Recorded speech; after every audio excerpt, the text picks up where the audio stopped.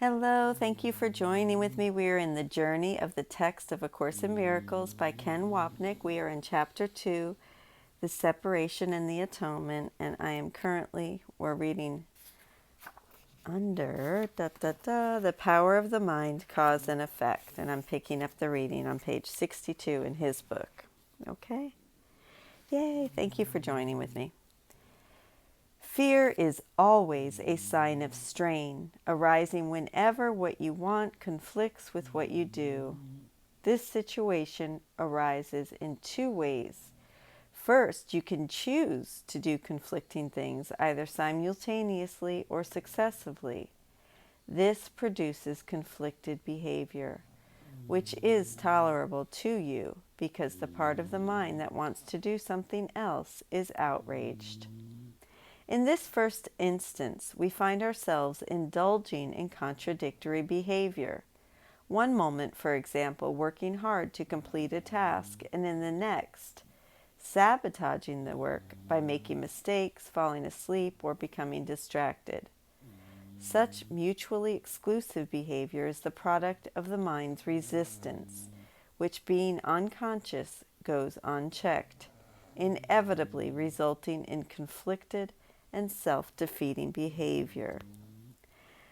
Second, you can behave as you think you should, but without entirely wanting to do so. This produces consistent behavior, but entails great strain. Has anybody ever experienced either of those? I certainly have. The second situation entails more direct conflict with the mind, since our behavior expresses one thought while the mind is clearly opposed to it. The special love relationship, to be examined later in depth as we develop our symphonic portrait of the text, is a prime example of this conflict.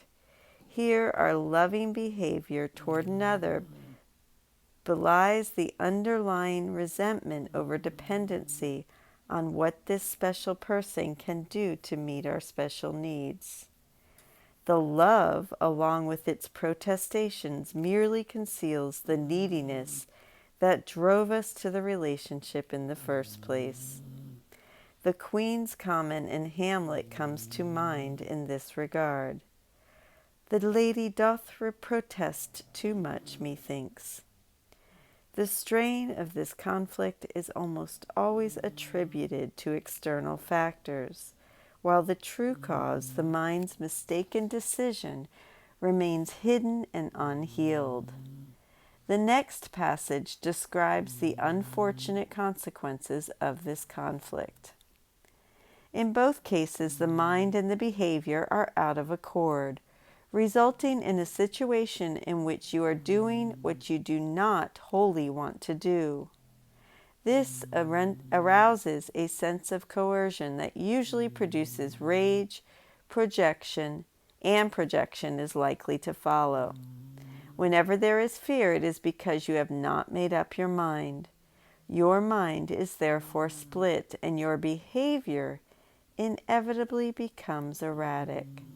Correcting at the behavioral level can shift the error from the first to the second type, but will not obliterate the fear. Given our unawareness of the true source of conflict and strain, projection is unavoidable.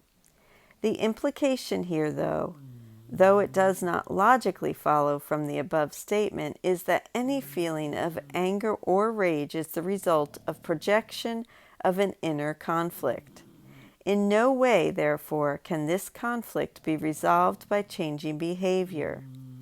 At best, such correction can bring the problem to the mind, but our decision maker must still look at the guilt and fear and choose against them.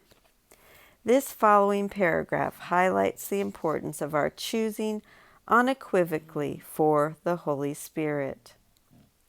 It is possible to reach a state in which you bring your mind under my guidance without conscious effort. But this implies a willingness that you have not developed as yet. The Holy Spirit cannot ask more than you are willing to do. The strength to do comes from your undivided decision. There is no strain in doing God's will as soon as you recognize that it is also your own.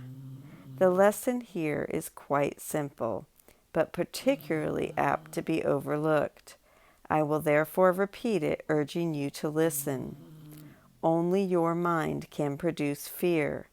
It does so whenever it is conflicted in what it wants, producing inevitable strain because wanting and doing are discordant. This can be corrected only by accepting a unified goal. We need to develop our weakened ability to choose right-mindedly. As we practice our forgiveness lessons daily, we will be increasingly able to withdraw identification with the ego and its thought system of separation, guilt, and attack, and place it instead with Jesus and his teachings. Conflict must end because we will no longer be in conflict with ourselves. To facilitate this process of the mind's healing, we need to be persuaded that our problems are never external, but projections of an internal conflict, the true source of all conflict. Begun in the mind, there conflict must end. And so Jesus urges his students not to be tempted to believe in the ego's lies and allow themselves to be distracted by the projected problems and answers. He then spells out for us the steps of true correction, leading to the mind's healing. And I'm going to go ahead and I'll read this now and then pick up tomorrow. The first corrective step in undoing the error is to know first that the conflict is an expression of fear. Say to yourself that you must somehow have chosen not to love, or the fear could not have arisen. Then the whole process of correction becomes nothing more than a series of pragmatic steps in the larger process of accepting the atonement as the remedy. These steps may be summarized in this way. Know first that it is fear. Fear arises from lack of love. The only remedy for lack of love is perfect love. Perfect love is the atonement. I'm going to stop there today, and we will pick up tomorrow at, I'll read that again, and then we'll pick up below it. Thank you so much for joining with me. Have a beautiful day, evening, rest, sleep, whatever is going on in your life, and I will see you tomorrow. Thank you. I love you. Bye-bye.